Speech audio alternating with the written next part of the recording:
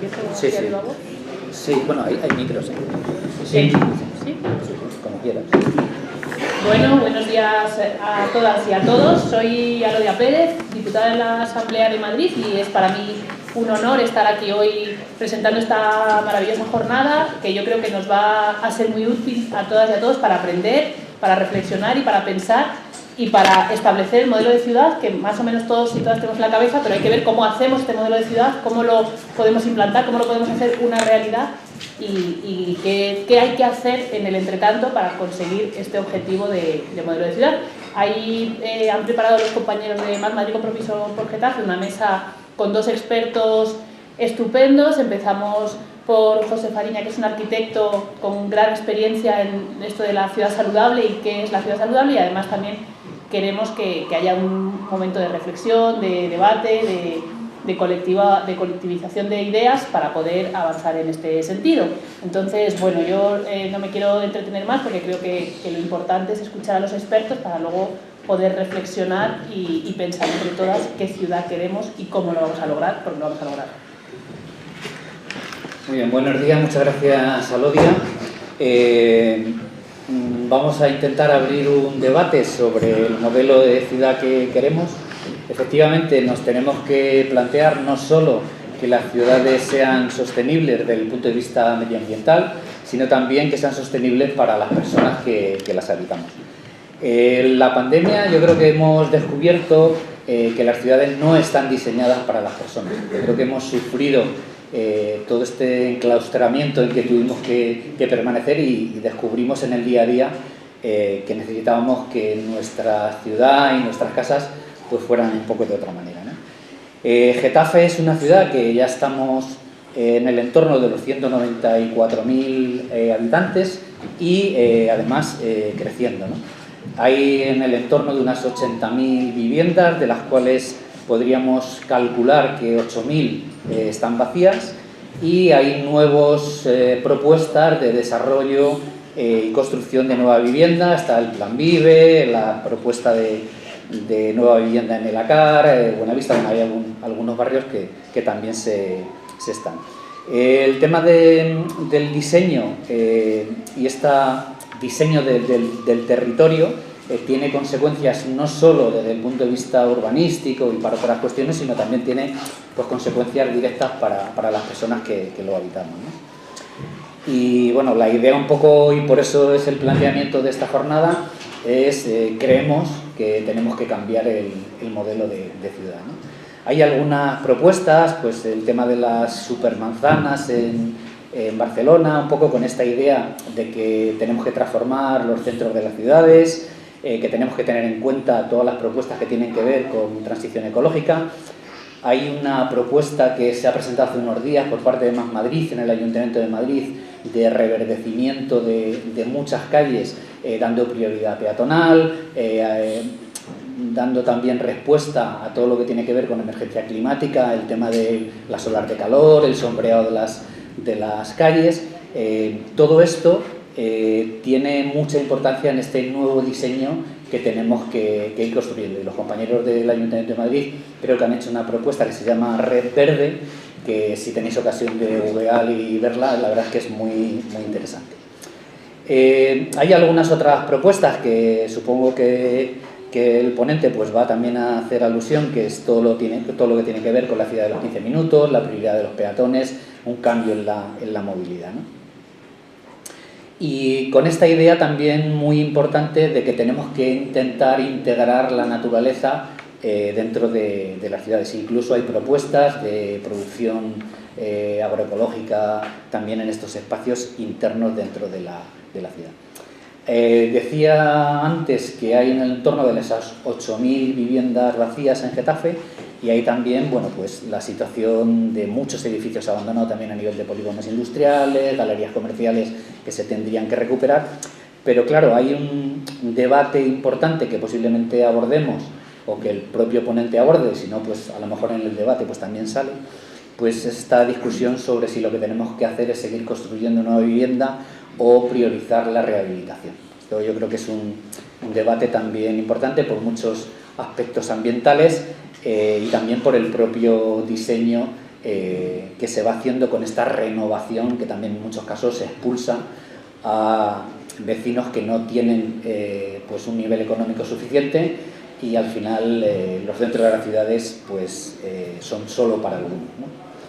Hay, a veces pues también podemos pensar, ¿no?, que los diseños urbanísticos es una cuestión neutral, aséptica, pero no es así. O sea, el diseño que se hace de las ciudades al final influye en cómo vivimos en ellas, ¿no?, y en el estilo de vida. En Getafe, por señalar así algunas cuestiones que también tienen que ver con el modelo de ciudad, pues está todo lo que estamos y los vecinos de Buenavista están sufriendo por esta intención y esta realidad de la vivienda pública, privatizarla, y los fondos buitre con estas subidas de alquileres, con el incremento de los precios de la vivienda. Pero también hay algunas cuestiones que también influyen y construyen ese nuevo modelo de ciudad, como serían el tema de la recuperación de los espacios naturales, el modelo de gestión de residuos que estamos siendo capaz de llevar a cabo, aquí en concreto con un bastante eficiente cumplimiento de objetivos europeos, con una propuesta de una nueva incineradora en Carpetania. Todo lo que tiene que ver, que decía antes, con esa nueva movilidad que repercute directamente en la calidad del aire que respiramos en una ciudad como Getafe, que está rodeada por carreteras y con una necesidad de desplazamiento diaria de muchísimos vecinos y vecinas de Getafe a sus centros de trabajo, sus centros de estudios, con las dificultades que está habiendo con las cercanías, que ahora se van a intensificar con esta nueva obra del tema del túnel de Sol, que va a haber todavía más problemas de movilidad, con una idea que nosotros sí que planteamos, pues la prioridad peatonal, el tema del uso de la bici, con nuestra propuesta y nuestro criterio, ¿no?, de que debe ser a través de una red de carriles bici segregados que faciliten y den seguridad a las personas utilizando la bicicleta, ¿no? Ya he comentado el tema de los desplazamientos de cercanías. Seguimos cuestionando la gestión del arbolado que se está haciendo en Getafe, dando prioridad en muchos casos al tema del uso del coche, claramente con toda la retirada de la zona de arbustos en el sector 3, con una justificación para facilitar el uso del coche privado, ¿no? Todo el tema del ruido, el tráfico, las terrazas, y enmarcando un poco toda esta discusión sobre el modelo de ciudad. En el fondo, detrás de todo ello, hay una cuestión muy importante, que es el tema de la participación. El modelo de ciudad conseguiremos que sea distinto si conseguimos que los vecinos y vecinas participen en la discusión de cómo quieren su ciudad, de qué quieren, y bueno, pues la necesidad que siempre tenemos, que a nivel de movimientos sociales vayamos teniendo como más peso y más contacto también desde la parte institucional, que no solo seamos capaces de mirar desde la parte más del ayuntamiento, sino que este trabajo de diseño de la ciudad pues tiene que ser un trabajo colaborativo con los vecinos y vecinas a través, básicamente o fundamentalmente, de las asociaciones y de las organizaciones que hay en Getafe, que afortunadamente hay un tejido asociativo bastante importante y con una historia de participación. Y nada más, doy paso a José Fariñas Tojo, que es el ponente un poco que nos va a abrir este debate de la ciudad saludable y decir algunas cosas. Bueno, es vecino de aquí de Getafe, es arquitecto, licenciado en Derecho, técnico urbanista del Instituto de Estudios de Administración Local, máster en Organización de Empresas, es catedrático de universidad. Ha realizado numerosos planes de urbanismo y de protección del patrimonio histórico, del medio natural y del paisaje. Forma parte del grupo de investigación de la Universidad Politécnica de Madrid en arquitectura, urbanismo y sostenibilidad. Ha leído más de 200 ponencias en congresos nacionales e internacionales. Ha dirigido cerca de 40 tesis doctorales, más de 20 con calificación cum laude. Entre sus libros publicados destacaríamos Clima, Territorio y Urbanismo, La ciudad y el medio natural, La protección del patrimonio urbano, Instrumentos normativos, Criterios ambientales en el diseño y la construcción de la ciudad.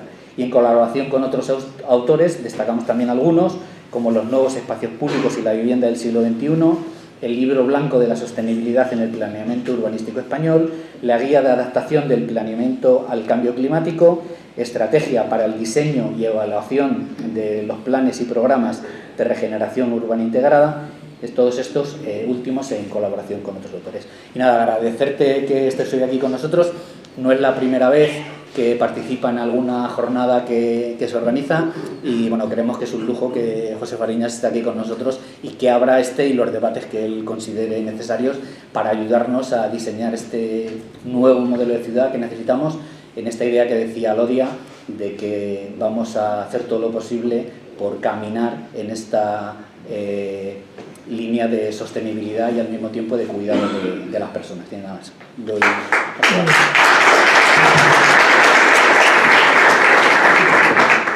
Muchas gracias.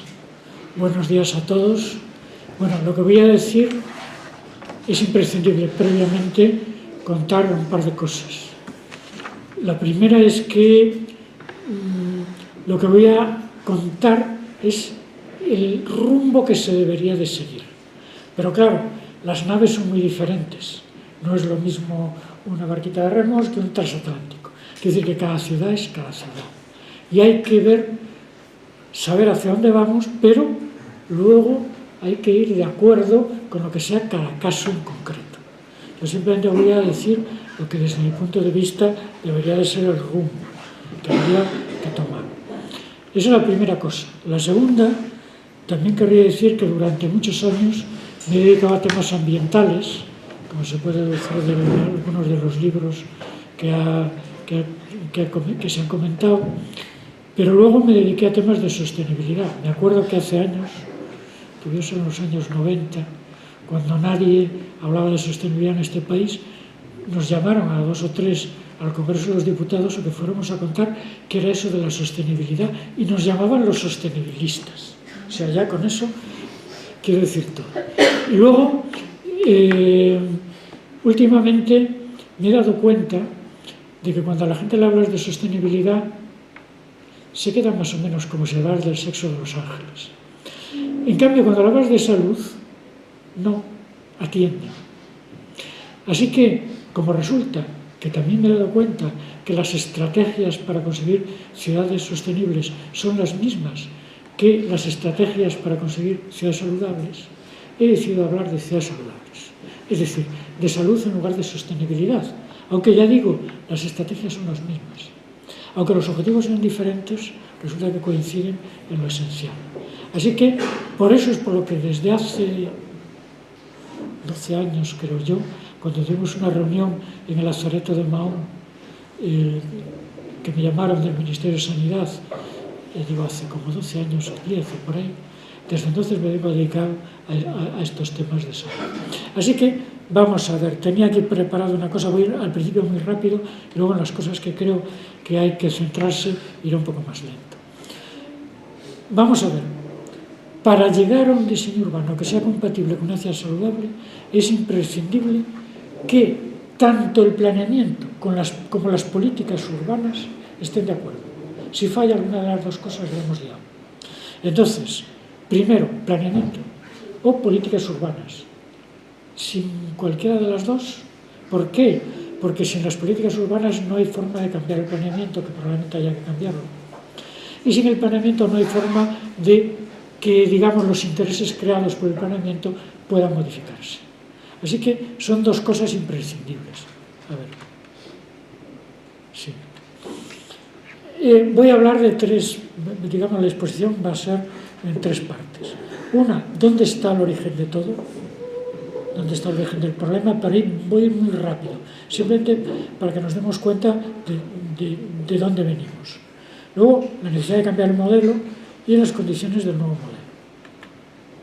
Vamos a empezar con esta parte. El problema viene de la ciudad de la Revolución Industrial, no viene de allá, de la prehistoria, no. La ciudad de la Revolución Industrial era una ciudad horrible, la ciudad peor que se ha producido en la historia del urbanismo.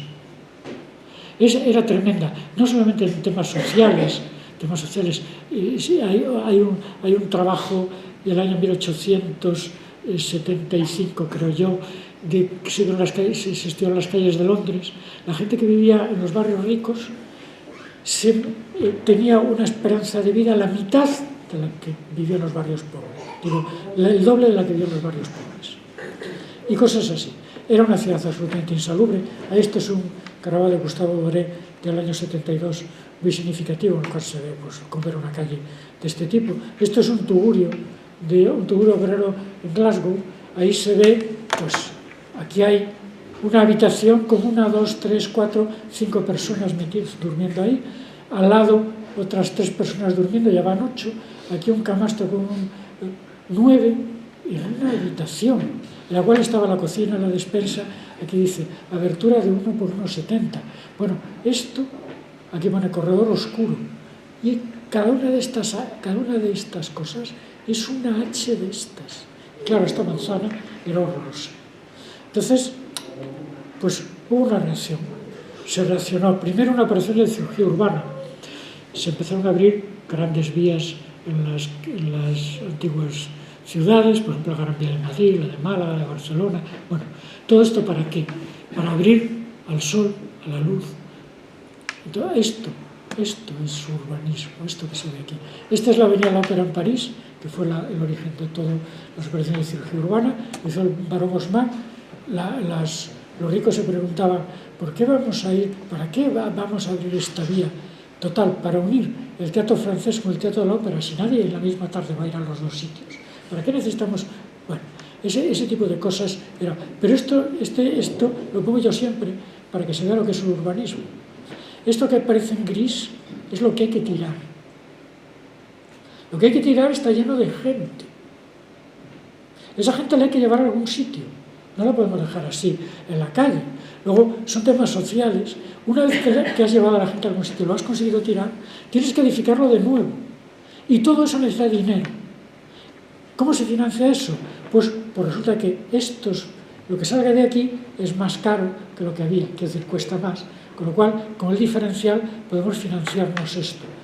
Hay que tener en cuenta la financiación, hay que tener en cuenta lo social, hay que tener en cuenta el diseño. Todo eso es urbanismo, porque de eso estamos hablando. Pero no solamente es modificaciones, sino también apertura. Esto es Le Corbusier, el movimiento moderno, esto es la Ville Contemporaine de 1922, en el cual los exteriores de las ciudades se construyen también así, con manzanas cerradas, con grandes bloques, como decía Le Corbusier, abiertos al verde, pues construían sobre pilotes para dejar espacio para que hubiera árboles, etcétera, al verde, al sol, al espacio. Bueno, todo esto era otra forma de construir ciudad. Pero luego había otra, que es esto es Reichsburg, es los adosados, para entendernos.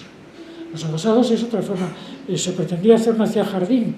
Decía que había que coger lo mejor de la ciudad y lo mejor del campo, unirlos entre sí. La ciudad daba empleos, daba riqueza, el campo daba salud, daba no sé, hay que unirlos, hacer una ciudad jardín. Luego, en lo que degenerara esto es otra cosa. Pero con este sistema se consiguió resolver el problema de la ciudad industrial.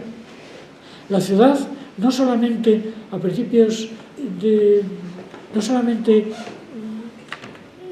se consiguió resolver, sino que aquello funcionaba.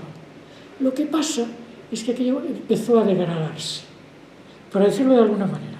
Vamos a ver, miramos. Esto es la demanda de biocapacidad del planeta. Y esta es la biocapacidad del planeta. Bueno, pues resulta que la demanda de biocapacidad ha ido aumentando, hasta que llega a un punto, que está aquí, mitad de los años 80 del pasado siglo XX, en el cual biocapacidad y demanda...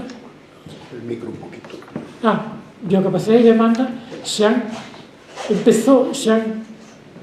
digamos, igualado, y a partir de entonces la demanda del planeta supera su biocapacidad.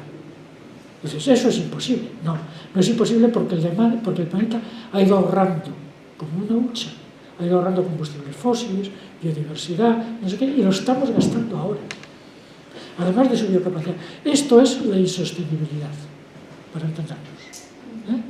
Bueno, pues, ¿por qué? Y además con grandes desigualdades. Esto es la superficie de los países en función de lo que consume el planeta.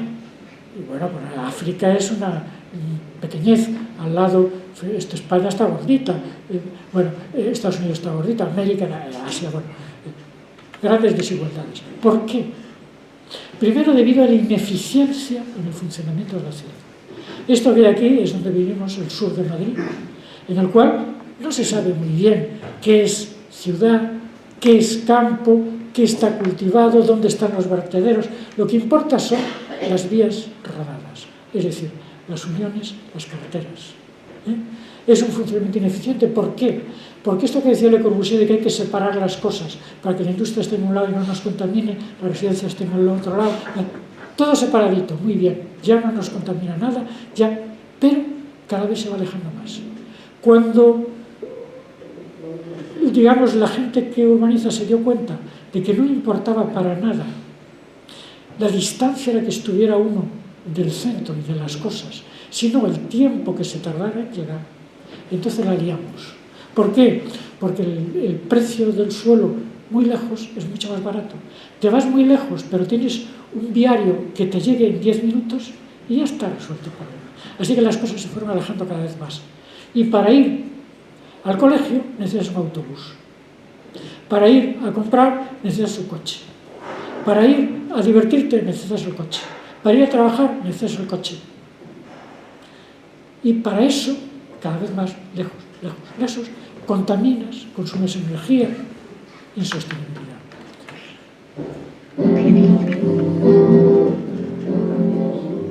Little boxes on the hillside, little boxes made of ticky-tacky, little boxes on the hillside, little boxes all the same.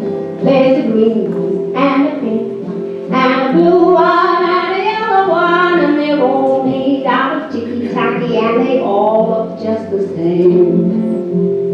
And the people in the houses all went to the university where they were put in boxes and they came out all the same. And there's doctors and lawyers and business executives and they're all made out of ticky-tacky and they all look just the same. Bueno, tanta felicidad solo se puede soportar con un poco de María, claro, como se dice al final de la... Entonces, digamos, ¿qué es lo que ha traído consigo esto?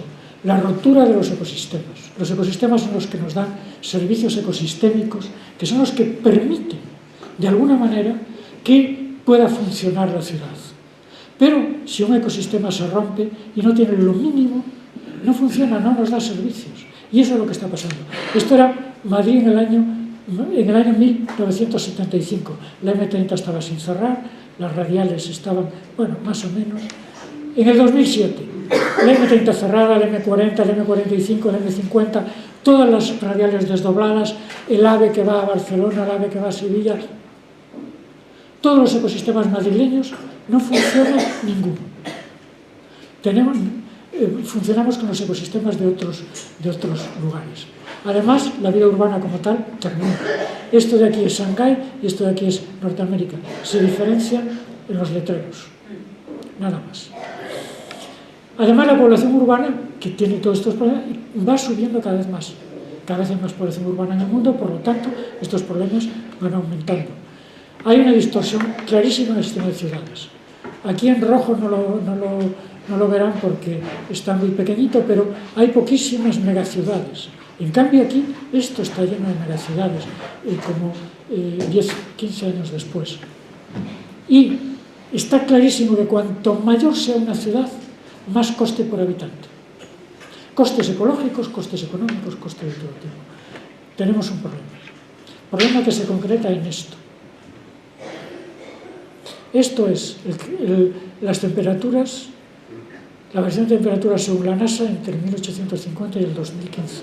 Llevamos por los años 40, los años 50, los años 60, no pasa nada, los años 70, no pasa nada, los años 80, los años 90, estamos ya en el 2000, se pone la cosa roja. Dios mío, esto es horrible. Esto que tenéis aquí es tremendo. Es una de las consecuencias de la insostenibilidad, una de las consecuencias, hay más. Bueno, perdón. También volvemos a la ciudad no saludable. Hemos resuelto la ciudad no saludable de la revolución industrial. que era sobre todo enfermedades infectocontagiosas. Sin embargo, volvemos y ahora las enfermedades han cambiado. Esto que hay aquí son tumores, que está en la parte de arriba del ranking. Luego están las enfermedades del sistema circulatorio, las enfermedades del sistema respiratorio. Y aquí abajo están las infectocontagiosas. ¿Qué es lo que ha pasado? Que volvemos a tener problemas de salud, pero de otra manera, distinta. Claro, la gente no se muere tanto, porque la medicina ha avanzado mucho, por un montón de cosas. Pero tenemos un problema, además de salud. ¿Y a qué es debido? Estas son las prevalencias de riesgo cardiovascular, os he traído un ejemplo, en la población general adulta en España. Y son el tabaco, poco podemos hacer contra el tabaco desde el punto de vista urbanístico, pero colesterol, sedentarismo, obesidad, diabetes, contra eso sí que podemos hacerlo. Así que vamos a ver, pero además enfermedades mentales, evolución del número de suicidios. He llegado hasta el 2014, no quería, digamos, estropear más el tema poniéndome tremendista. Consecuencia, separación de funciones con graves problemas de sostenibilidad, destrucción de la vida urbana ya es otra cosa de lo que era, y nuevos problemas de salud derivados de una organización basada en el transporte en vehículo privado. Así que hay que cambiar el modelo. Vamos a ello. Primero, hay que romper con el sistema de separación de funciones. Esto es fundamental. No podemos llevar las cosas a kilómetros unas de otras. Todas juntitas, complejidad. La palabra clave, si de todo esto que voy a contar hoy queda una palabra, debería quedar una palabra en la cabeza, debería de ser complejidad. Eso es básico. Sin complejidad no conseguimos nada. Así que hay que romper con el paradigma, hay que recuperar el carácter convivencial de la vida urbana. Eso es muy importante desde todos los puntos de vista. Volver a dar prioridad al peatón. Crítico, fundamental también. Y todo ello lo tenemos que hacer en un contexto muy complicado, en un contexto en el cual predominan el miedo, la soledad, el aislamiento. El tema de la soledad es importantísimo en las ciudades ahora mismo y hay que empezar a romperlo. Y además, cada vez más desigual y con falta de equidad. Así que vamos a ver el nuevo modelo, que esto es de lo que tratamos básicamente en la guía que hablamos de esta guía lo va a distribuir la Comunidad de Madrid, que lo que va a distribuir a todos los ayuntamientos de más de 200.000 habitantes en unos días. Se va a hacer una webinar en la cual pues vamos a participar pronto. Es la guía para planificar ciudades más saludables. Claro, es una guía que se diseñó, es el resultado de 10 años de trabajo del Ministerio, nuestro equipo de colaboradores y la Federación Española de Municipios y Provincias, y se ha publicado ahora hace nada. Se puede conseguir sin ningún problema en Google o en cualquier sitio porque es gratis bajarlo. Bueno, ¿cuáles son las condiciones? Básicamente me voy a centrar en tres. Las tres patas de la ciudad sostenible son una ciudad pensada para andar, introducir la naturaleza en la ciudad y crear espacios de convivencia. Esas son las tres, digamos, el rumbo que tenemos que seguir para cambiar el modelo de ciudad que nosotros tenemos ahora planteado. Así que vamos a empezar con la más difícil de todas de conseguir, que es conseguir ciudades pensadas para andar. ¿Por qué? Porque las ciudades actuales están pensadas para ir en coche. Es así de claro. Así que tenemos que pensar en otro tipo de ciudades. Algunas ciudades están pensadas para el peatón. Es muy difícil, ya lo digo. Sobre todo, no solamente en las ciudades de nueva creación, sino modificar la ciudad actual. Muy complicado, pero se puede hacer. Hay que hacerlo poco a poco. No se puede de repente hacerlo todo, no. Hay que hacerlo poco a poco, pero hay que intentarlo. Hay que ir en esa dirección. Y esta ciudad hay unas condiciones necesarias. Sin ellas es imposible. Primero, que haya densidad suficiente. Si no hay densidad suficiente, tenemos que desplazarnos muchísimo para hacer cualquier cosa. Así que densidades suficientes, pero no 25 viviendas por hectárea, 30 viviendas por hectárea, 75, 250, no. Cantidad de gente necesaria para que se puedan realizar los servicios básicos. Luego hablaremos de ello. Y elementos críticos. Entre las condiciones necesarias ya está. Densidad, complejidad. Ya he dicho antes la importancia de la complejidad. Si no está todo mezclado en el mismo sitio, tendremos que desplazarnos para ir a los otros sitios para realizar las actividades. Y luego contigüidad, que no estemos separados. La ciudad a trozos, hecha sobre el territorio, como pasa en el sur de Madrid. Una cosa está aquí, otra a 7 kilómetros, otra a 8, otro trocito. Y luego elementos críticos. Vía al peatón, seguridad del espacio público, accesibilidad, densidades suficientes. ¿Para qué? Para que pueda haber comercio de proximidad, por ejemplo, que es fundamental para que no tengamos que coger el coche y ir al hipermercado. O que haya todas las actividades cotidianas se deberían de poder hacer andando. No en bicicleta, que hay mucha gente que no puede ir en bicicleta. No en transporte público, que también consume y contamina. Y además no puede ir a todos los sitios. No es rentable ni ecológica ni económicamente para la ciudad dispersa. No. Pero claro, si tienes que tener 18.000 paradas,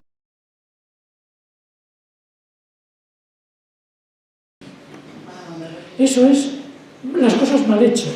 Seguridad en el espacio público, seguridad frente a la delincuencia.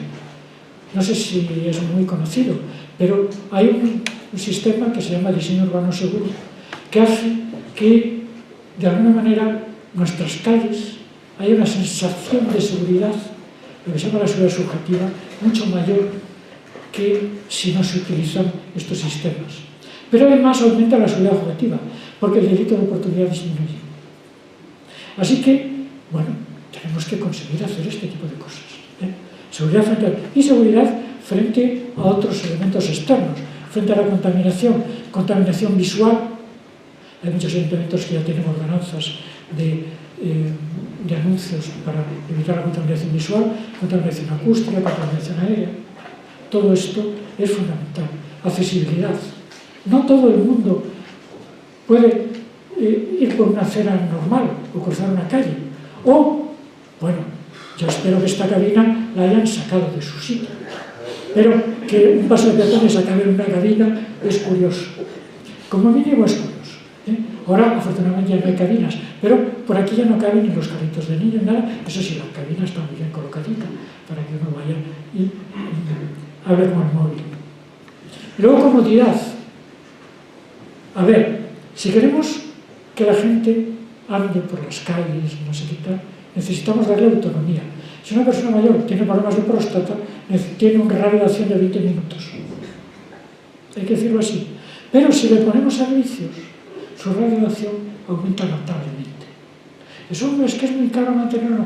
No, mire usted, que no sea jubilado, por ejemplo, que lo pague cada vez que entre 50 céntimos. Pero si usted es jubilado, con la tarjeta jubilado entra. ¿Vale? Bueno, proximidad. Todo esto que esté cerca de los juegos de niños, no sé qué, cerca de donde vivimos. Para las personas mayores, los niños, y todo junto. Complejidad. Mayores ejercicios para mayores, juegos de niños juntos, porque los niños necesitan los mayores y los mayores de los niños. Confort climático. A estos del sector 3. Han colocado los bancos bien. Aleluya. ¿Cómo se ha producido este milagro? No lo sé, pero antes no estaban mal colocados. Antes estaban mal colocados. Luego lo rectificaron milagrosamente. Bueno, esto es lo más difícil de conseguir, pero se puede ir haciendo poco a poco. Sobre todo, densidad, complejidad, contigüidad. Básico. Y luego lo demás también lo vamos a ir haciendo. Y poco a poco vamos a ir cambiando el rumbo. Introducir la naturaleza en la ciudad. Fundamental. Por muchas razones. Hace 2 días estuve en la Autónoma de Madrid en una tesis doctoral sobre beneficios de las zonas verdes sobre la salud. Pero esto es bien sabido. Esto es un gráfico muy conocido de Ulrich, en el cual se estresa a la gente. Y luego se la desestresa. En lugares de tráfico, en lugares incluso peatonales y en la naturaleza. Lo que importa es el tiempo que tardas en desestresar. Estamos todos estresados. Yo, por ejemplo, ahora estoy estresado seguro.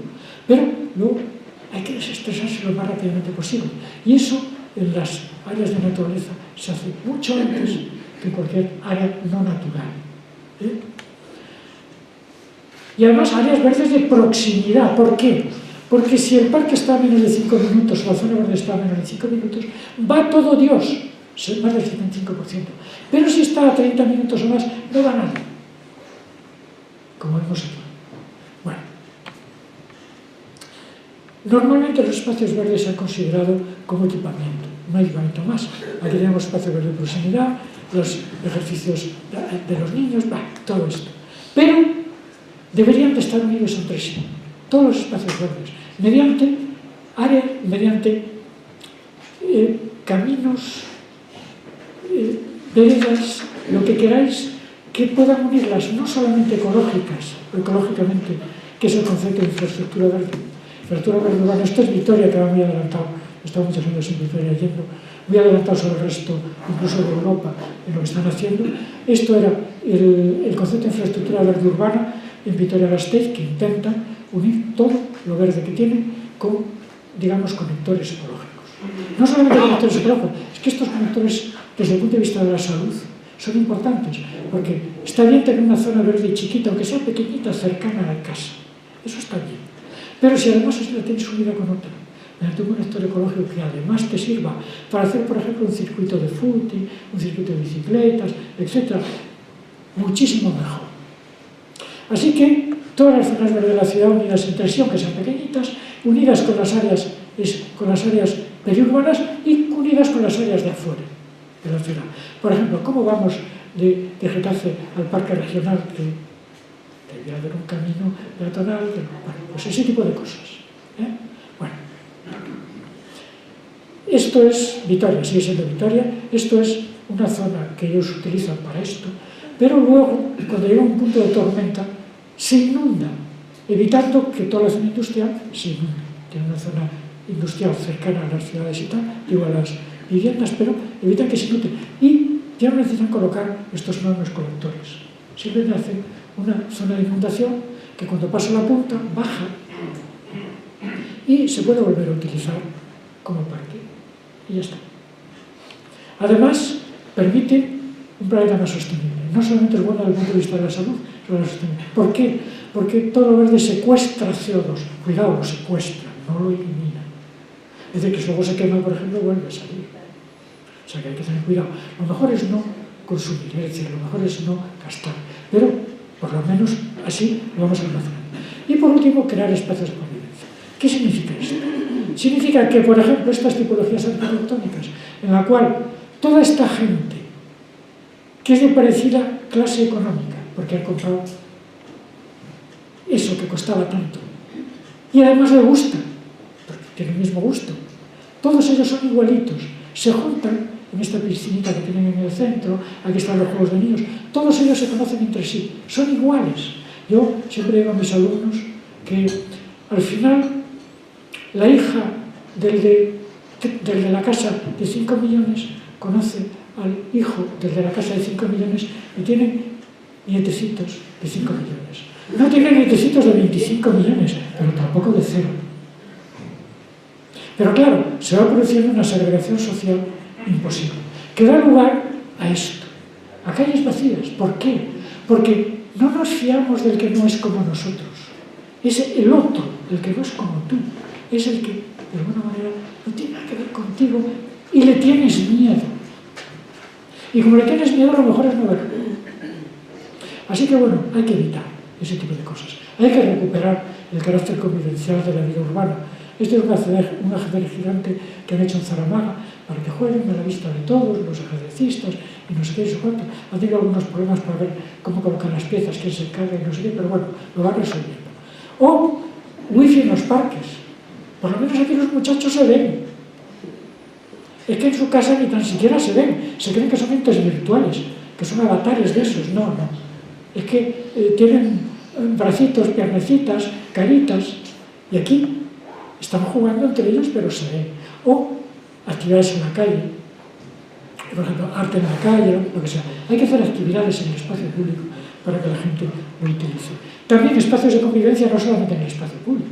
Esto es Hammarby Hostel, que es en Estocolmo, es uno de los barrios más ecológicos que se han producido en este planeta. Claro, está a lo caro porque ellos son ricos, pero bueno, aquí se produce algo de lo que voy a hablar luego. A ver, necesitamos espacios, espacios permanentes de convivencia y de participación. No tantas agendas 21 que se han hecho en este país, agendas 21 que se han hecho en este país, que luego la gente va, asiste, no sirve de nada y no vuelve más. Así que, Agenda 21 de Pinto.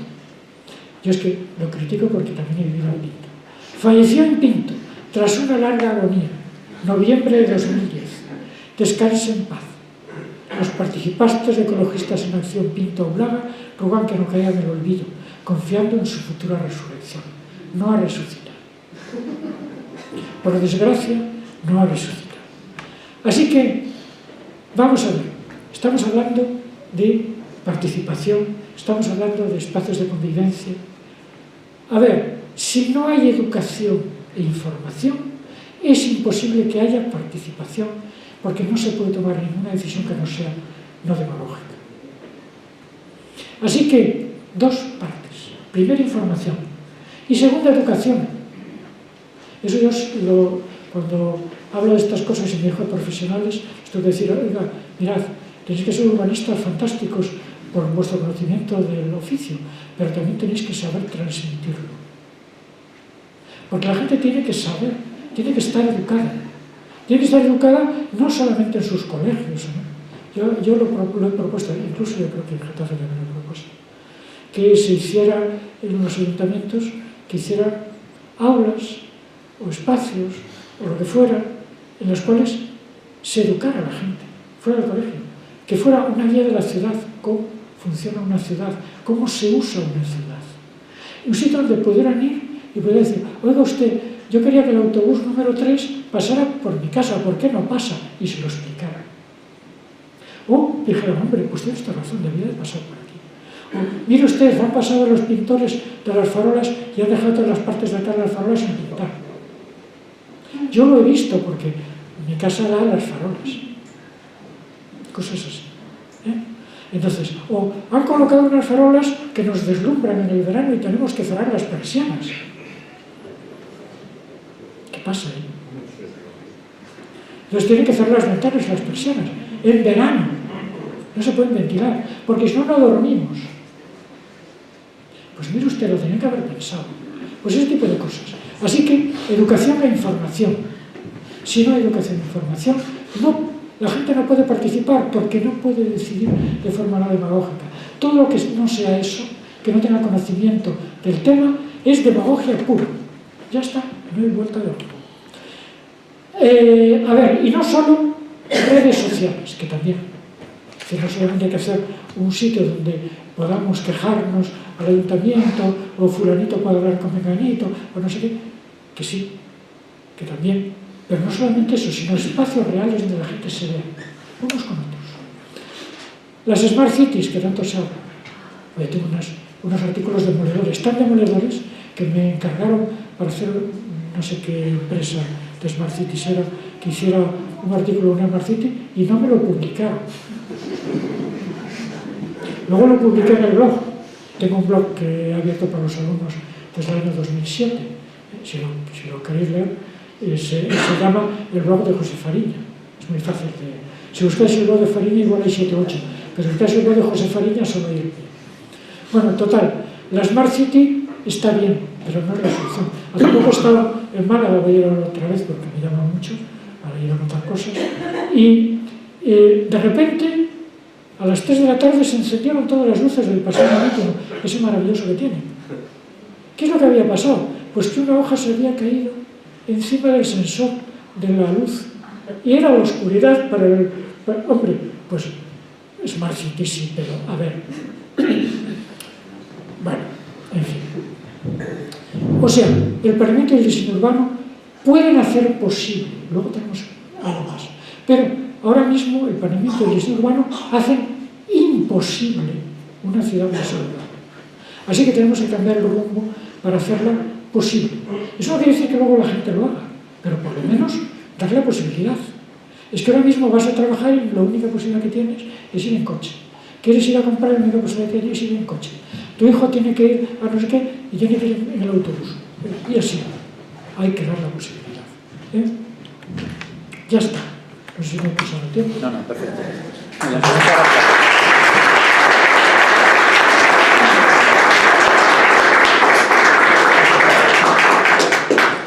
Yo creo que ahora ahí procedía a hacer algo. Sí, abrimos un turno de preguntas, lo que queréis un poco comentar, y vamos a intentar a ver si a las 11:30 hemos acabado. Sí, Miguel. José, se me ocurría, yo que voy habitualmente al pueblo de Extremadura, se me ocurría que mientras la ciudad está en la situación de está el problema de lo que ahora se llama la España vaciada. ¿Habría que hacer algún tipo de política de comunidad que se tuviera tras, no sé, pues por ejemplo, que se me ocurre, pues la gente que está jubilada, favorecer, o jóvenes también en estas ciudades para que empiece a haber gente joven, que esas ciudades estos pueblos se acaban muriendo? Si hay algún tipo de planteamiento que tengáis vosotros como arquitectos sobre esta problemática.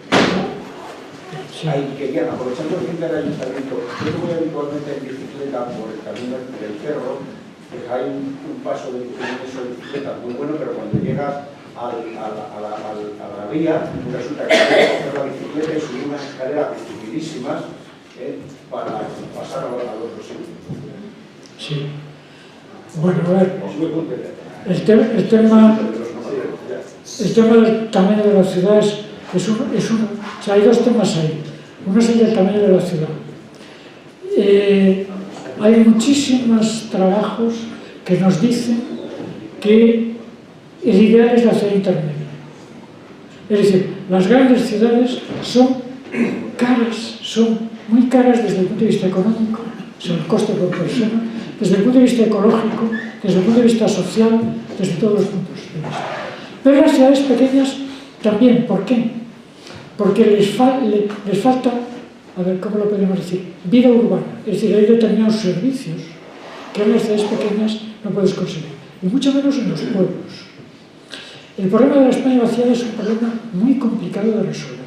Hace 4 años me llamaron de la Xunta de Galicia para que tuviéramos una reunión en una aldea gallega que se llama Couto, que está pues, en la provincia de La Coruña, diversos profesionales, para ver cómo se podía abordar el tema de la España vaciada, que en Galicia es mucho más complicado de resolver por la dispersión que hay de la población.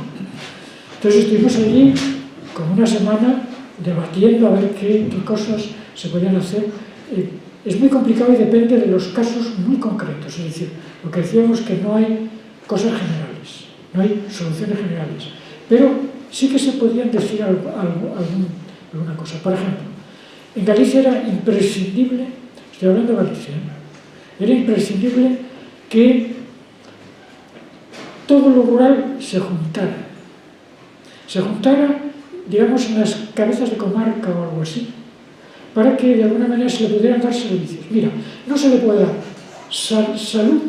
por ejemplo, servicios sanitarios a 10.000 personas que están viviendo en 17 pueblos distintos. ¿Por qué? Porque tienen que atender 5 minutos aquí, 5 minutos y no da. O sea, es que no da, es imposible. Pero quien dice servicios de salud, dice servicios escolares, dice todo lo que quieras.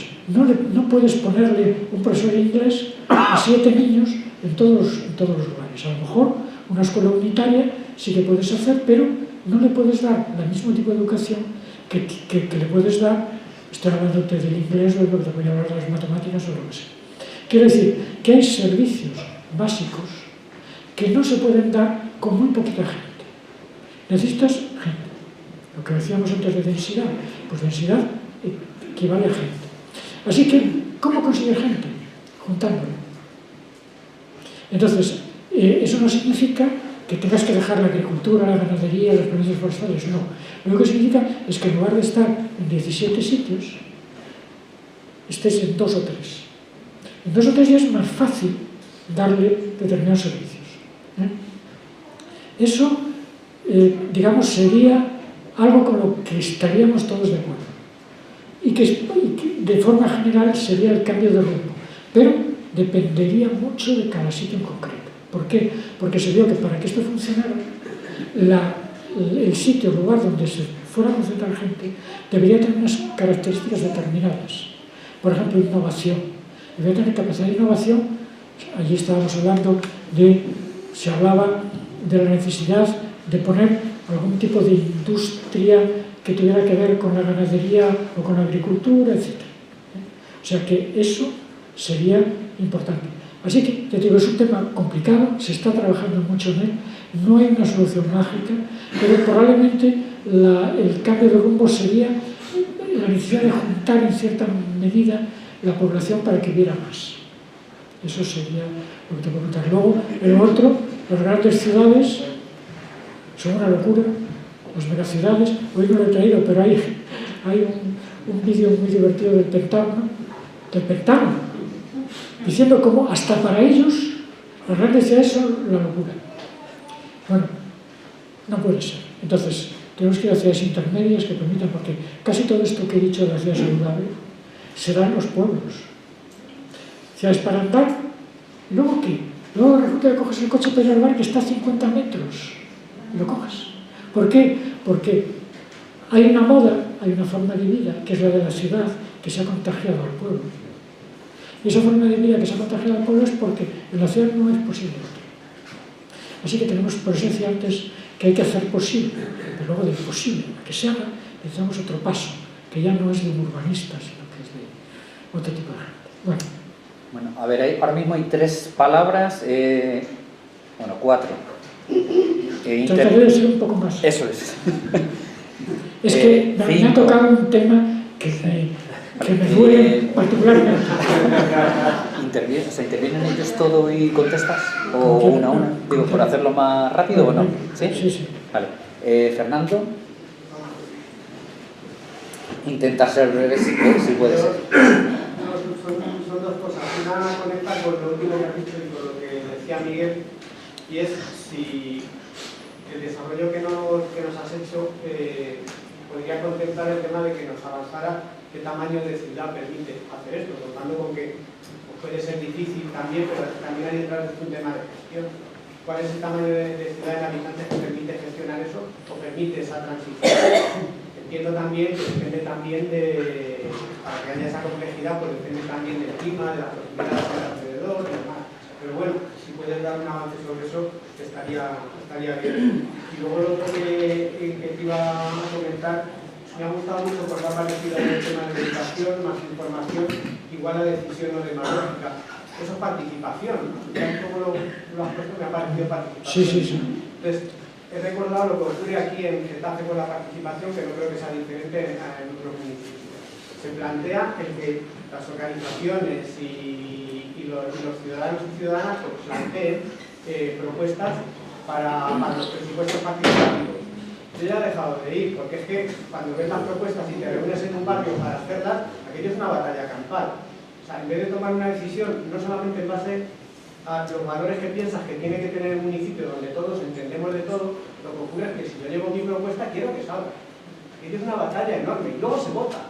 Y luego además invitas a los vecinos a que vayan a votar, aunque no entiendan qué leche se está hablando allí. Entonces, al final, ese tipo de participación que al final lo que acaba provocando es malas decisiones y enfrentamiento entre los vecinos, no nos llevan a ningún sitio. Entonces, lo que iba a plantear es, no puede haber también una transición donde nos vayamos educando, sabiendo también que cuando tomamos las decisiones también nos educamos en lo que está bien y lo que está mal. Entonces, no sé, me gustaría que, o bien tú o bien quien organiza la jornada, pues se pudiera hablar en algún momento de participación sobre las decisiones en el municipio. Pero partiendo de cómo se puede hacer. Voy a contestar rápido, porque si no luego me olvido. Voy a contestar rápido, si luego me olvido. Pero contesto rápido. Nada, no hay problema. A ver, tamaño. Puede ser casi cualquiera. ¿Por qué? Porque lo que haces es dividirlo. Hablar de barrios, de trozos de ciudad, de distritos. Es decir, no puedes abordar una ciudad como Madrid, por ejemplo, millones de habitantes, pues en lugar de hablar de Madrid entero, habla de Arganzuela, habla de lo que sea. O sea que, partiendo en pedazos, Pero una ciudad que no hubiera que partir en nada, 200.000 habitantes está bien, 150.000, 250.000, probablemente se pueda abordar entero, sin más. Vitoria, por ejemplo, o Getafe, está bien. Y luego el tema de la participación, sí, claro, o sea, es que es evidente que necesitamos primero plantar las bases, sin bases no hay nada. Por lo cual necesitamos información que a veces es muy difícil de conseguir. Hay que hacerla accesible a la gente y luego a la gente decirle qué significa esa información. Y con todo eso podrán participar. Pero eso necesita tiempo, necesita estructuras permanentes, independientes de los partidos políticos, que estén, que sigan a través del tiempo. Sin eso... ¿Y voluntad? Sí, claro. Miguel Ángel. Sí, una pregunta. Es con lo que, con respecto a lo que has comentado, la complejidad de los espacios, de que sean diversos y que tengan los medios necesarios para que se envuelva la gente, no es más pequeña. La cuestión está, por ejemplo, cómo asegurar eso.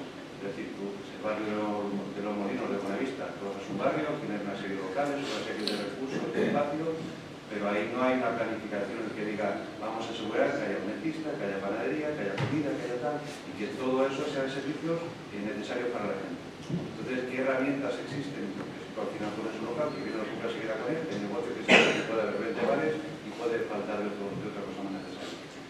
¿Cómo se regula eso? ¿Hay una posibilidad de reserva de espacios? ¿Qué herramientas tenemos para asegurar que sean diversos los espacios? Mira, en el planeamiento no hacer usos incompatibles. El problema es el problema en el planeamiento de usos. La mayor parte dice uso residencial y se acabó. Pues no. Uso residencial, oficinas, comercial. Si no das la posibilidad, ya se acabó. Luego la tipología arquitectónica. Hay tipologías que lo impiden. La tipología de adosados es muy difícil que metas ahí otra cosa que no sea residencia o algo parecido. Entonces, primero, compatibilidad, usos compatibles. Si te fijas en el planeamiento, probablemente en esos sitios se permitirán un uso o dos, o uso compatible con tal, y se acabó. Permite más. Y eso es muy fácil, no cuesta dinero cambiar los usos, la tipología de usos. Y luego, la tipología arquitectónica, claro. Si haces manzana cerrada, no es lo mismo que si haces adosado. Y si haces bloques, no es lo mismo que si haces. Lo tienes que plantear en el planeamiento. Y luego, si ya está hecho, a ver cómo lo modificas. Por ejemplo, intentando que determinadas áreas, eso se está intentando en Barcelona, ¿quién lo está haciendo? Ceida Mushi, lo está intentando cambiar las cosas de adosados y que permitan otro tipo de actividades. Para lo cual tienes, por ejemplo, que con un tamaño mínimo, teniendo 2 o 3 adosados, poder hacer otra tipología arquitectónica diferente para poder hacer ahí un colegio, para poder hacer ahí un comercio de proximidad, o lo que sea. Siempre y cuando tenga la densidad. Si no, no. Andrés. Sí, yo puedo continuar precisamente con lo que estaba terminando, José. Claro, cuando nos ponemos desde esta perspectiva que acabas de plantear y nos ponemos sobre el municipio de Getafe, en la cual no cumplimos ninguna de las reglas que tendríamos que estar siguiendo, con la configuración urbanística, un barrio como el sector 3, o la dispersión industrial que estamos teniendo, lo primero que hace pensar es que deberíamos tirar el municipio entero y volverlo a construir, ¿no? Que esta es la primera. No se sabemos todo que no y además no es interesante por lo que pondría es cómo vamos dando esos pasos para ir por lo menos consiguiendo pequeños objetivos. Entonces, esto que todo lo que has hablado, desde el discurso ecologista lo llevamos haciendo muchos años, lo que estamos dándonos cuenta es desde la gobernabilidad, desde la parte política se ha asumido el discurso. No hay ninguna actuación que no se haga, que nos hable de sostenible o saludable. Y esto es una realidad. Lo que nos estamos encontrando es que eso no pasa con que la actuación real sea esa. Estaba bien cuando dices, es que han movido el banco y lo han puesto por fin a la sombra, y al día siguiente te estaban en el arco. Esa es la realidad en la que nos estamos moviendo en el momento actual. Y además te dicen que lo haces por tu salud, que es otra. Entonces, ¿cómo vamos cogiendo que el discurso político sí que vaya teniendo acciones reales sobre el territorio, que es lo que más nos cuesta? Porque luego esta dispersión urbanística también tiene una dispersión comportamental en la toma de decisiones. Es decir, no hay una visión de ciudad por nadie, sino que el departamento de urbanismo va por un lado, sostenibilidad va por otro, Y eso no somos capaces de hacer que fluya con una sola cabeza, tratando de dar todas esas decisiones que deberían de vertebrar esa ciudad. Eso por un lado. Sin hablar, evidentemente, que ha hecho alguna mención Fernando con el tema de la participación. No se pueden abrir debates sobre modelo de ciudad. Lo estamos viendo en los últimos 8 años. En este municipio no se ha abierto ningún debate sobre la ciudad que queremos. Ni siquiera los órganos de participación reglados están atendiendo a esa necesidad. Porque no se abren los debates sobre las grandes decisiones. Tenemos los grandes parques como el del sector 3, donde la biodiversidad, el esparcimiento ciudadano podría ser una gran ventaja, y el gran proyecto es llenarlo de música, de luces, conciertos y con 5.000 personas, si es posible, y de alojamientos hosteleros. Entonces, se produce esa distancia entre hacia donde tenemos que tender y cuáles son las circunstancias, las razones o las actuaciones reales. Y ahí nos cuesta mucho desde el tejido social decir, oye, que aparte de decirlo, hay que ser capaz de hacerlo. Entonces, ¿cómo podemos alinear esas dos tendencias? Es un poco la pregunta. Si no te supiera contestar, me dedicaría a la política. Lo que pasa es que yo soy un técnico. Yo te digo desde el punto de vista técnico lo que puedo intentar, o cómo lo veo, que es lo que he hecho hoy. O sea, políticamente supongo que aquí habrá gente mucho más capacitada que yo al respecto. Pienso que es así, es decir, es que yo no te puedo contestar a esto, cae fuera de mí. Te puedo decir personalmente lo que pienso. Yo personalmente pienso que, desde luego, primero, no he visto la información por ningún lado. Es más, tengo un alumno que ha hecho una tesis sobre el tema de la información que está colgada por los diversos ayuntamientos en toda España. Es un asco, es decir, es que no puede ser. La información de verdad la saben 4, que son los que de verdad toman las decisiones. Y eso no puede ser. La información tiene que ser accesible a todos. Y significa que hay que hacerla accesible. Y luego la gente tiene que saber de qué va. Por lo cual hay que educarla. A ver cómo lo hacemos. Pues no sé, se me ocurre, yo qué sé, organizamos una jornada sobre cómo, lo que sea, cómo colocar la antena, y cómo colocar la antena puede llevar a otras cosas. Quiero decir que no es mi oficio, ni me dedico a ello. Personalmente pienso que ahí hay un problema que tienen que resolver los que se dedican a ello. Es así de claro. Y no te puedo decir más. Si lo supiera, lo intentaría hacer. Elena. Bueno, muchas gracias por la intervención, ha sido muy interesante. En Getafe se publicó por el área de feminismos y Agenda 2030, se publicó un estudio que lo hicieron también arquitectas, geógrafas y con una visión de género y de clase bastante interesante que se llama Getafe Ciudad Segura, y habla también de un par de cuestiones, entre otras, que una es se refiere indirectamente porque además tiene un diagnóstico participativo el estudio y luego da algunas soluciones, y habla del urbanismo subjetivo y, por ejemplo, lo difícil que es conjugar una plaza que puede ser un espacio público para que la gente de verdad quiera participar, porque al integrarse personas o mujeres y hombres de diferentes, incluso Getafe, etnias, edades diferentes, muchas veces es difícil de conjugar porque la gente también quiere una intimidad en el espacio público compartiéndolo. O sea, quiero decir, en lo que es una plaza o lo que es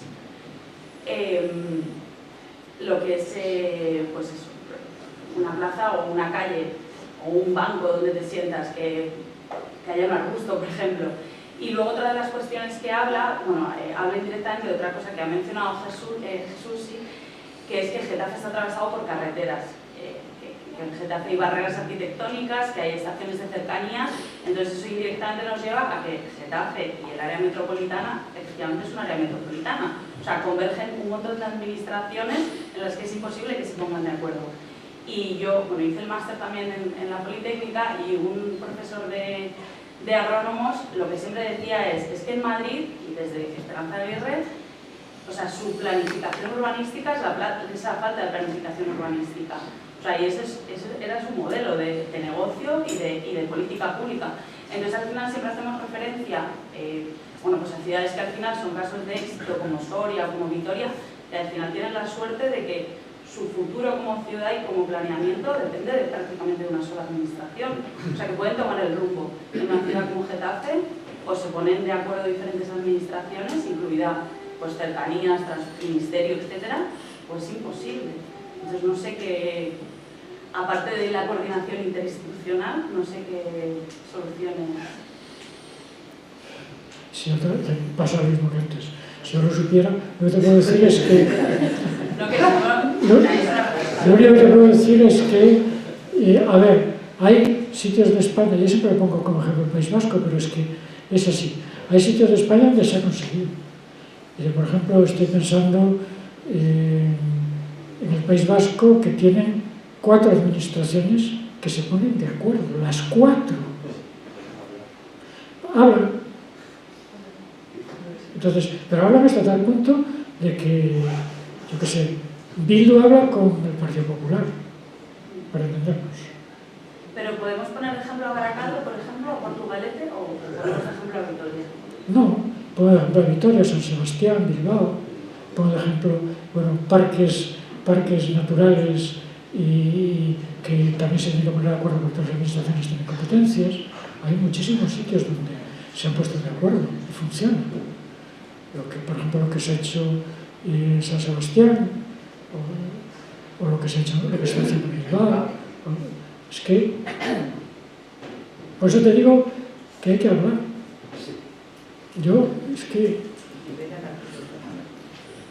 Javi. Gracias, perdón. Veo un problema entre la necesidad de pensar a medio y a largo plazo de que requiere tener un modelo de ciudad y la incompatibilidad que tiene eso con una manera de hacer política que no pasa de la semana que viene. Pero creo que ahí hay un problema muy duro de resolver, que tiene que ver con cualificar la política, también con cualificar a los políticos y por otro lado con contaminar la política de los grandes intereses económicos que no quieren planificación del tipo. Yo creo que eso es una cosa porque no dejamos de estar en un momento preelectoral, ¿no? Y donde hacer estas reflexiones yo creo que también tiene importancia, más cuando aquí hay gente que estáis en la vida de política a nivel. Y me quiero centrar concretamente en una cosa y también preguntarte cómo ves. El tema de los fondos Next Generation, yo creo, que no es que sea una solución para todos, ni mucho menos, pero han supuesto una oportunidad de sentarse a pensar que se podía hacer. Y no conozco, al menos del entorno, ningún municipio donde eso haya representado ni siquiera un debate. Mínimo. Porque la gran excusa del dinero, que a veces no es necesariamente lo que impide hacer las cosas, la gran excusa de no poder hacer esto porque no hay dinero, que la barrota en determinadas cuestiones en este momento. No hay. Ni los gobiernos, ni quienes gobiernan en los municipios han tenido interés en poner eso en un debate, no digo ya público, digo al menos en un pleno municipal, ni la oposición, incluida la oposición de izquierda, y lo digo como crítica a mí mismo, o sea, no lo digo solo, ha tenido y está teniendo interés en aprovechar esta oportunidad para jugar a la. Sí, es verdad. Lo que pasa es que es lo que venía diciendo antes. Si de repente, con una cosa que tiene tanta prisa como esa, que tiene prisa, es decir, no una cosa hacer en 2 días, sino en uno, una cosa que tiene tanta prisa, la gente previamente no sabe de qué estamos hablando, pues es que, por eso digo que hay una cuestión previa a todas ellas, que es que la gente de alguna manera tenga idea de lo que está pasando. Por lo cual necesitan esas 2 cosas. Sin educación y sin información no tenemos nada que hacer. porque va a producirse un debate absolutamente demagógico, en el cual se va a reproducir lo de siempre otra vez. Y nada más, o sea, es que no... Pero para eso hay que poner los cimientos. Yo como arquitecto, que soy muy poco arquitecto, soy más bien urbanista, pero hay que poner los cimientos. Los cimientos significa que de alguna manera la gente tiene que plantearse su convivencia urbana de otra manera. De otra manera. Yo creo que, yo no sé si es que no quiero pensar mal de los políticos, yo no, ahora, no, ni quiero, pero parece como si no les interesara. Pero digo en serio, o sea, digo así, desde afuera, desde hombre, pues no interesa que la gente sepa demasiado de esto. Yo creo que tendría, es imprescindible. A ver, hay 3 palabras y es que, o sea, siempre, esto de terminar es complicado, pero creo, bueno, creo que no hay mucho más tiempo, porque si no, no vamos a alargar demasiado en esta parte. Entonces, estás tú, ¿sí? Luego Andrés y luego Ángel, habéis pedido la palabra, ¿vale? Y intentamos terminar. Por favor, avíntame una cosa chiquitina, puesto que solo hemos hablado mi copa. Como mujer, digo. Una chiquitina, en el mismo espacio, a lo mejor algún señor se puede retirar en este momento porque ya se ha hablado de lo que ellos van a plantear y pues hablas tú. Bueno, que quedamos hueco, A ver, sí, por favor. Primero, con respecto a la participación, me da la sensación que la ciudad sostenible que estamos hablando era como una consecuencia, pero quería preguntar si existen buenas prácticas, experiencias o modelos alternativos de pensar de cómo a través de la participación creamos una ciudad sostenible, ¿no?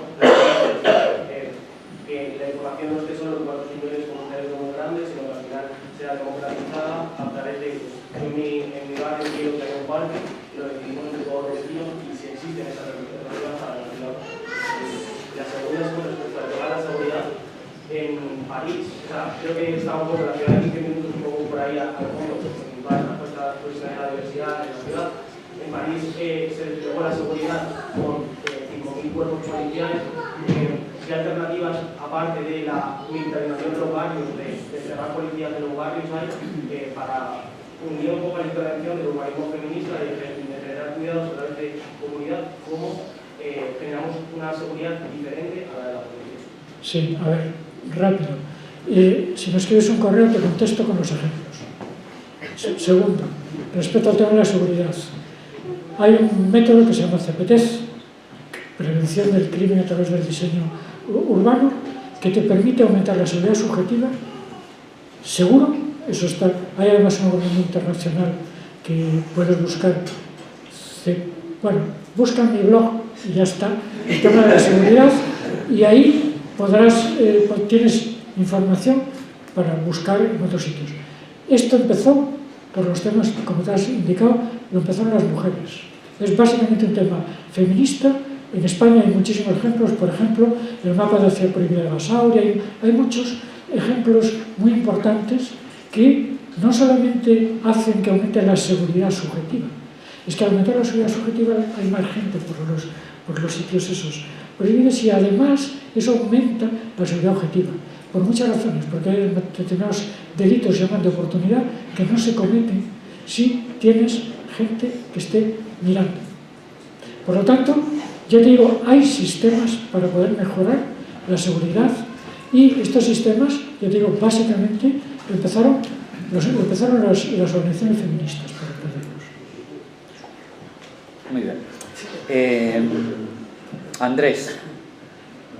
Bueno, agradecerte enormemente la exposición desde el punto de vista didáctico de la habitación y decir que en Getafe y en la privación no hay ningún lugar de encuentro donde podamos contrastar la visión de la ciudad. No existe. Se ha hablado de los compartimentos, de las fragmentaciones, por ejemplo, van a hacer un diseño grande de la casa. Nadie conoce, ni la de aquí, hay concejales, hay de todo, cuál es el diseño de esa ciudad. Es la información privatizada y quien pone de ellos son los inmobiliarios. Es decir, este es uno de los problemas. Cómo crear un espacio de la línea que has planteado donde pudiéramos contrastar cuál es el crecimiento. porque ahora mismo es el tiempo de las inversiones en informes y análisis, las consultoras. Que yo sé, ahora mismo por lo menos 6-7 consultoras que hacen un informe, se pagan los 40.000 o 50.000 euros, dan la información, se guarda en el cajón y veremos si es oportuno o no la divulgación. Incluso acceder a esos informes cuesta mucho trabajo cuando haces una petición, incluso registrar.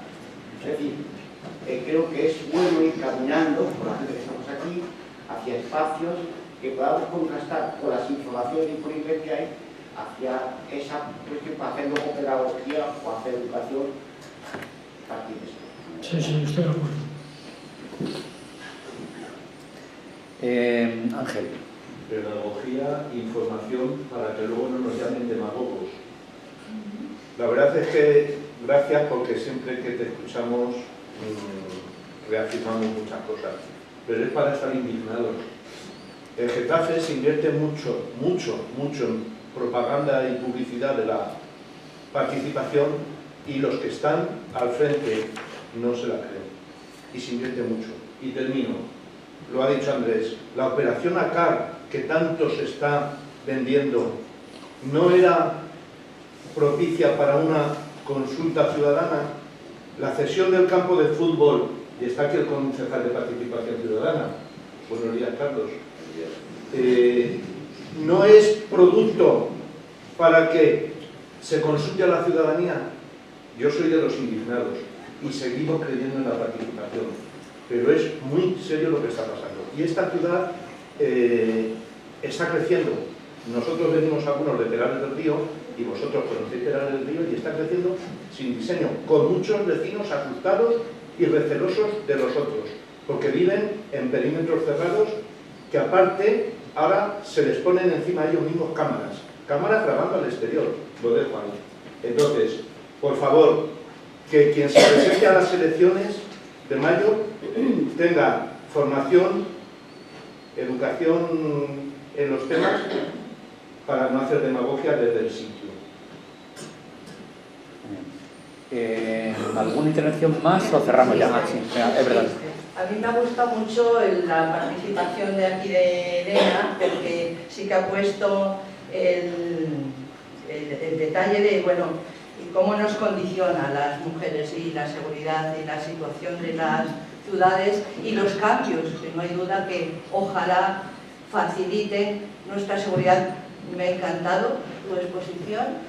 Me quedo sobre todo con esa idea de los cambios que faciliten la convivencia, que faciliten la seguridad y en este caso concreto lo que tiene que ver con el género, que disminuyan los riesgos, fundamentalmente acercar los parques, esa accesibilidad donde podamos confluir muchísima gente y me quedo con que no se cometen, como has dicho, delitos si hay gente mirando. Entonces, yo creo que es una cuestión muy importante y la importancia de interrelacionar todas estas cuestiones y todas las instituciones y no cada uno trabajar por su cuenta. Y sí que me gustaría que en las próximas exposiciones, que me ha encantado, se añadiera ese elemento de seguridad para las mujeres, que es una cuestión muy importante, desde las niñas hasta las mujeres mayores.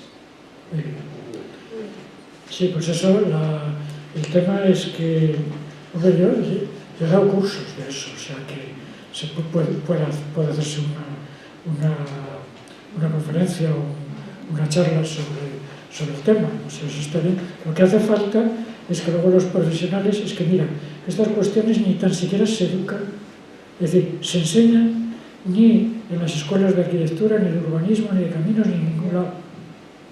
Y eso que hay hasta organismos internacionales que el CPTC, buscáis CPTC internacional, y es una que tiene muchísima importancia, o sea, hay datos científicos que avalan su funcionamiento y se podría hacer incluso lo que han hecho en Basauri, la ciudad prohibida de Getafe, un mapa de cuáles son los lugares en los cuales sabría que de alguna manera las mujeres tienen problemas y para ver qué se puede hacer, cómo se puede resolver, cómo se puede solucionar. Cuestiones de esas. ¿Alguien más quiere intervenir y preguntar? Y cerramos. María. Acabar con una nota un poco positiva. En 2015, el gobierno de entonces, que era del PP, tenía que agotar los fondos urbanos que estaban destinados al barrio de la Lóndiga, que nos habían gastado en los no sé cuántos años anteriores de que se concedieron, y decidieron remodelar la plaza de Tirso de Molina. Decidieron remodelarla como a ellos les pareció, muy moderna, que parecía de ciudad del futuro. Y cuando los vecinos nos enteramos, pues decidimos que esa no era la plaza que nosotros queríamos, porque no era una plaza de uso, era una plaza de paso con un montón de rincones oscuros, peligrosos, para mujeres, para niños, para hombres, especialmente para las mujeres, pero también para todos los habitantes.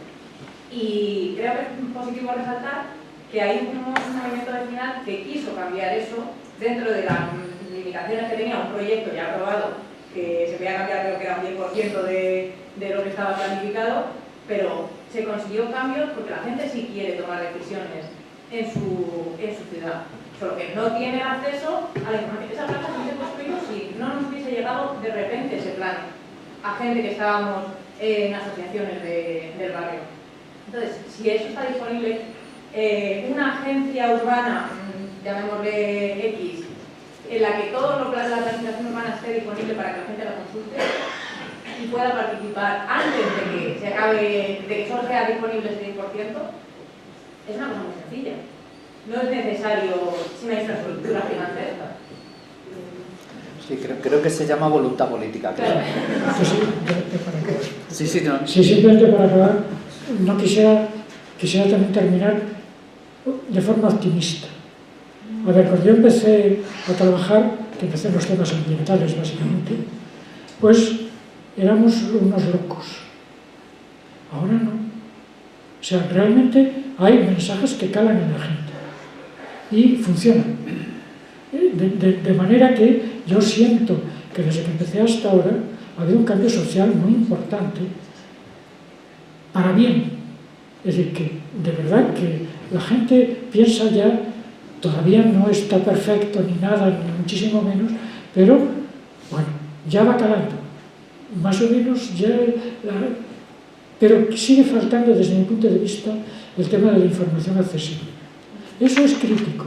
Y en un momento en el que estamos, con internet, con las redes sociales, con no sé qué, que no la haya, es que parece increíble. Pero claro, no se quiere, a veces no se quiere, pero por eso es un paso muy importante. Sin que haya información no podemos hacer nada.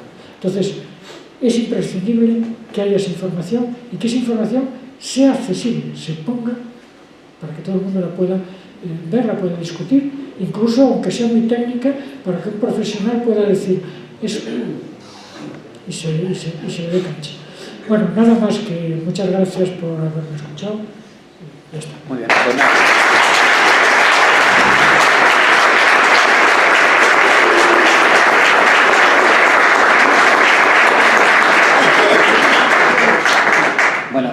Bueno, muchísimas gracias se han abierto muchísimos debates. Yo creo que siempre que participa José Fariñas...